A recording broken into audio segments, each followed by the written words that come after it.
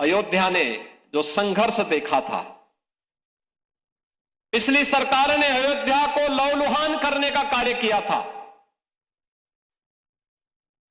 जिस अयोध्या में कभी संघर्ष नहीं होते थे, उस अयोध्या को लहूलुहान करने वाले लोग, उस अयोध्या में जिनके शासन में आतंकी हमले होकर के अयोध्या को लहूलुहान करने का प्रयास हुआ था, लेकिन प्रभु की कृपा और बजरंगबली जहां की रक्षा स्वयं कर रहे हो, वहां तो भूत पिशाच से निकट नहीं आवे महावीर जब।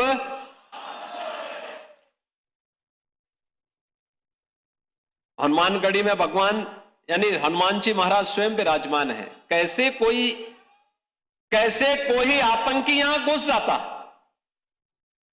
जैसे ही उन्होंने दुस्साहस किया था 2005 में, याद करिए कैसे पीएसी के जवानों ने ठक ठक ठक ठक करके वहीं पे उनको मार गिराया। पिछले 5 वर्ष के अंदर 45 करोड़ से अधिक श्रद्धालु अयोध्या धाम में आया है, जहां पर पहले कुछ लाखों में लोग आते थे। याद करिए 17 के पहले न बिजली थी, न पानी थी, न स्वच्छता थी, न सड़क थी, न कनेक्टिविटी थी, कोई सुविधा नहीं थी,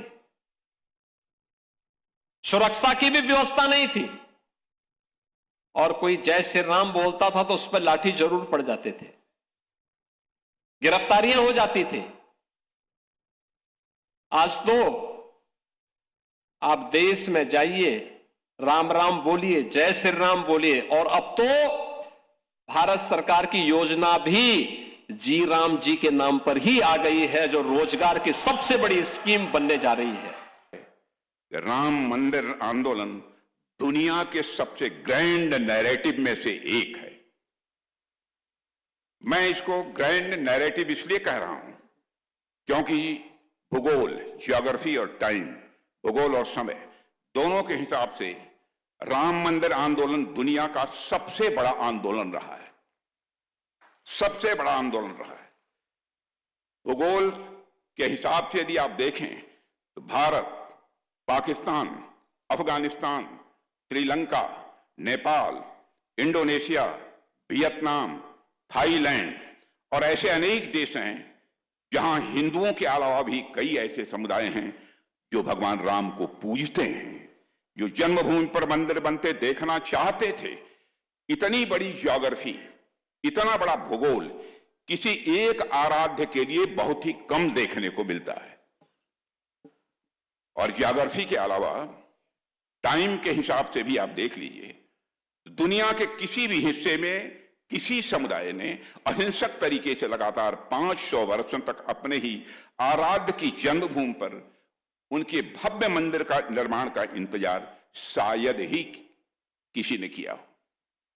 इसलिए ज्योग्राफी और टाइम दोनों ही मामलों में आप देखें तो राम मंदिर आंदोलन से बड़ा ग्रैंड नैरेटिव आपको दुनिया में कोई दूसरा देखने को नहीं मिलेगा। हाँ, लगभग 2 वर्षों से 22 जनवरी 24 के बाद मैं ऐसा मानता हूं 80,000 1 लाख श्रद्धालु प्रतिदिन दर्शन करते हैं। कुंभ मेला के काल में 40 दिन तक 4 लाख लोगों का औसत है प्रतिदिन आने का, लेकिन प्रबंधन, दर्शन के लिए लाइन लगाकर अंदर जाना, इस सिस्टम का लाभ यह मिला कि कोई दुर्घटना शब्द यहां अभी तक नहीं हुई। यहां शब्द वो लागू ही नहीं हुआ। ये मंदिर, यहां बैठे हुए अधिकांश लोग, हमारे माननीय रक्षा मंत्री जी, माननीय मुख्यमंत्री जी इस संपूर्ण विषय से पूर्ण परिचित हैं।